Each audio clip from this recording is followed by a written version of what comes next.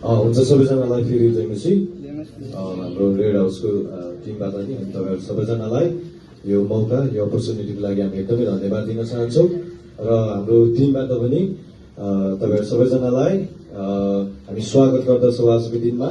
र हामी एउटा गीतलाई हामी गाउन गइराखेका छौँ हाम्रो यो प्रशंसा येशूलाई हाम्रो सारा हृदयदेखि भन्ने यो गीतलाई पनि गाइकन हामी प्रभुको महिमा गर्न चाहन्छौँ हुन्छ यो गीतलाई हामी गाइकन प्रभुको महिमा गर्नेछौँ है त